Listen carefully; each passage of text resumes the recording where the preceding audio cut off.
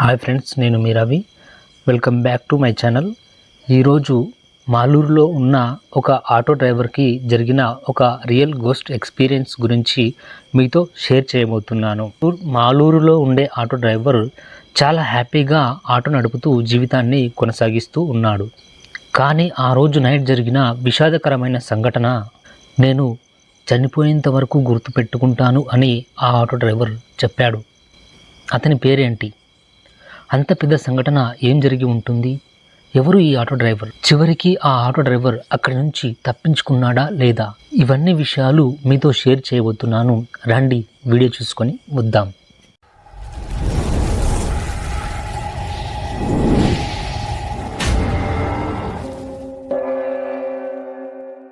So మాలూరులో real ghost experience చేసిన వ్యక్తి ఎవరు? అతని పేరు మదన్. అతని వయసు వచ్చేసి 25 సంవత్సరాలు. అతనికి ఇంకా పెళ్లి కూడా కాలేదు. అతని గత 8 సంవత్సరాల నుంచి ఆటోని నడుపుతూ ఉన్నాడు. కానీ మదన్కి ఇలాంటి రాత్రి ఒకటి వస్తుంది అని, ఇలాంటి పరిస్థితి కలలో కూడా చూస్తాను అని అనుకోలేదు. ఒకరోజు మదన్ ఉదయాన్నే ఆటో తీసుకొని బయలుదేరాడు. ఆ రోజు ఆదివారం కావడం వలన మంచి గిరాకీ కూడా తగిలింది. మంచిగా సంపాదించడం కూడా జరిగింది. అలాగే సాయంత్రం 5 గంటలకి అతనికి ఒక మంచి గిరాకీ కూడా తగిలింది. మదన్ సిటీ బయట ఉన్న ఒక నిర్జన ప్రదేశానికి వెళ్ళవలసి వస్తుంది. వాళ్ళని మదన్ తీసుకెళ్ళి అక్కడ వదిలేస్తాడు. అక్కడ వాళ్ళని వదిలేసిన మదన్కి ఒక ఆలోచన వస్తుంది.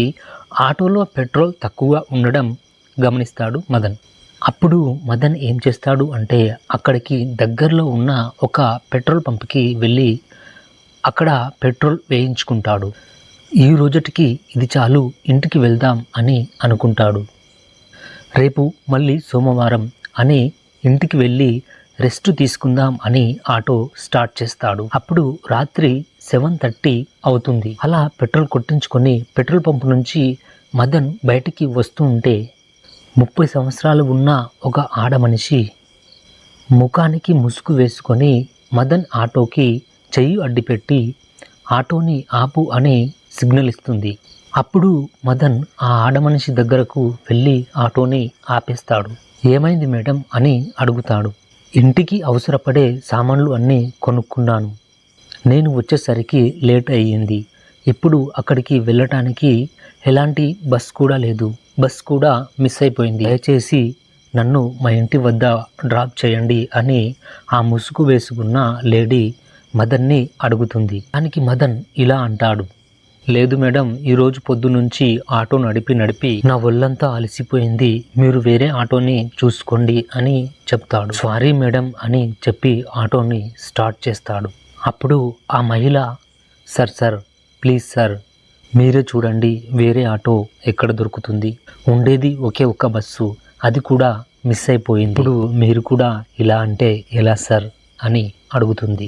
ప్లీజ్ సార్, నన్ను మా ఇంటి వద్ద డ్రాప్ చేయండి, కావాలంటే మీకు ఎక్స్ట్రా డబ్బులు కూడా ఇస్తాను అని అంటుంది. అప్పుడు మదన్కి వేరే దారి లేక ఆమెని ఆటోలో ఎక్కించుకొని వెళతాడు.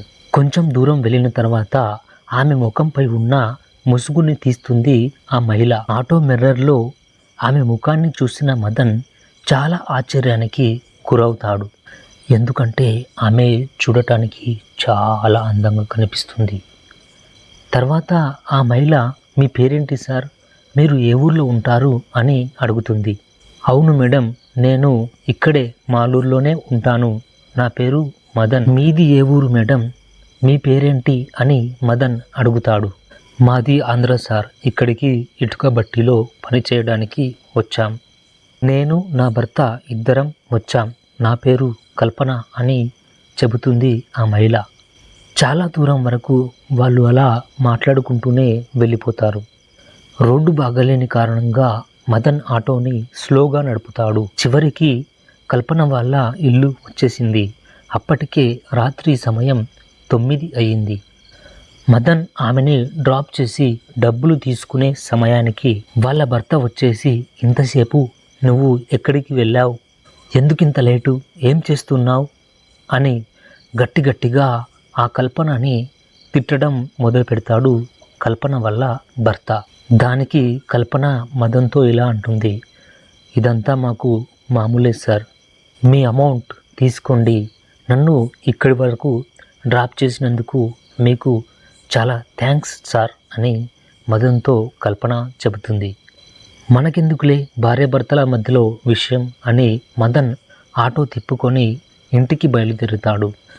ఇంటికి వచ్చేసి అన్నం తిని పడుకుంటాడు.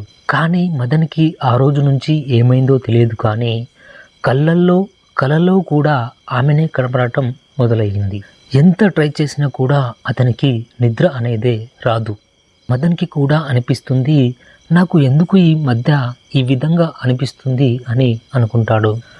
అలా ఎంతోసేపు ట్రై చేసిన తర్వాత మదన్కి నిద్ర వస్తుంది. ఇలాగే ఎన్నో వారాలు గడిచిపోతాయి. కొన్ని రోజుల తర్వాత మదన్ మళ్ళీ మామూలు వ్యక్తిలా మారిపోతాడు. కానీ మళ్ళీ డ్యూటీ ముగించుకొని ఆటో తీసుకొని అదే రోడ్డులో మదన్ వస్తుండగా ఒక మహిళ మాత్రం అదే రోడ్డులో ఒక పక్క నించుని చెయ్యి చూపించి లిఫ్ట్ అడిగినట్టు కనిపిస్తుంది మదన్కి. మదన్ అక్కడికి వెళ్ళి ఆటోని నిలుపుతాడు.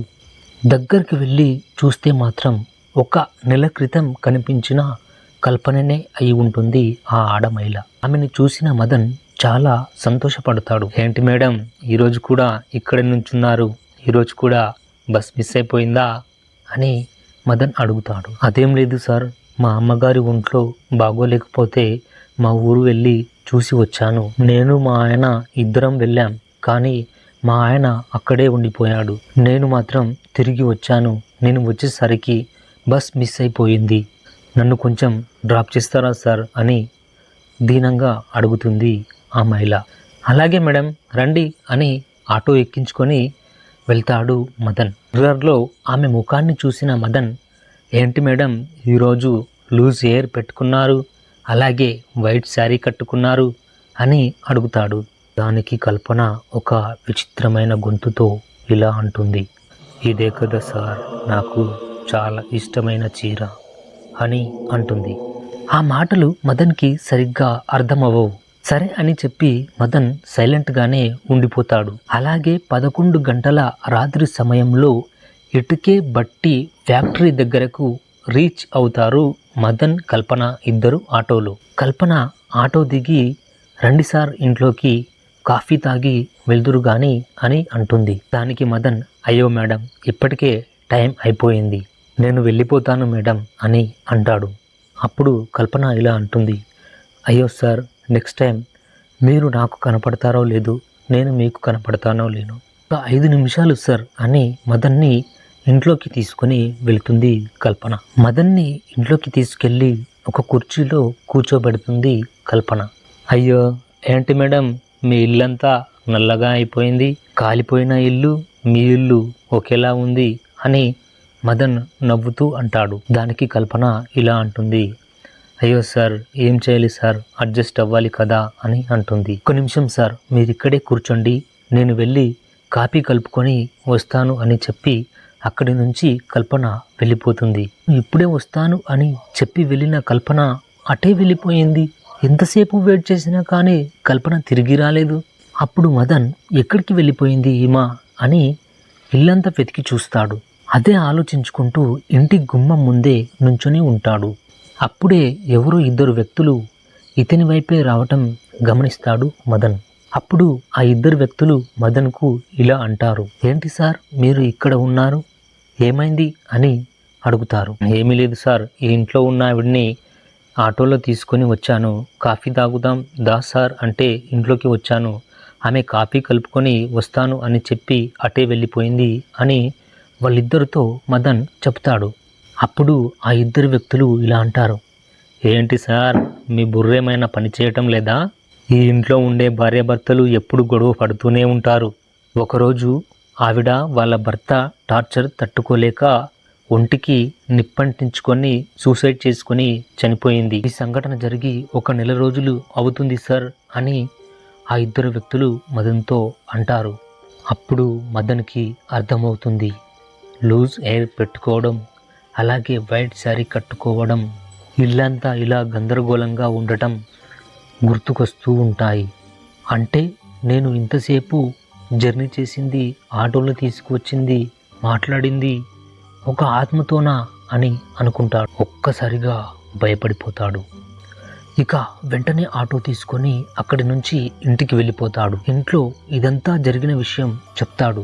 నెక్స్ట్ రోజు ఒక దేవాలయానికి వెళ్ళి అతని చేతికి ఒక యంత్రం కట్టించుకుంటాడు. ఒక ఆటో డ్రైవర్కి జరిగిన రియల్ గోస్ట్ ఎక్స్పీరియన్స్. ఇలాంటి గోస్ట్ ఎక్స్పీరియన్స్ మీకు కూడా జరిగి ఉంటే మీ స్టోరీని మీ ఛానల్లో అందరితో షేర్ చేసుకుందాం. సో ఫ్రెండ్స్, ఇది ఇవాళటి రియల్ హర్రర్ స్టోరీ. ఈ స్టోరీ కనుక మీకు నచ్చినట్లయితే మీ వాట్సాప్లో షేర్ చేయండి. ఇంకొక హర్రర్ మిస్టీరియస్ వీడియోతో రేపే మళ్ళీ మీ ముందుకి వస్తాను. అలా వెళ్తూ వీడియోని లైక్ చేసి వెళ్ళండి. అప్పుడే మన వీడియో అందరికీ రీచ్ అవుతుంది. వీడియో చూసినందుకు థ్యాంక్స్ అండ్ బాయ్ బాయ్.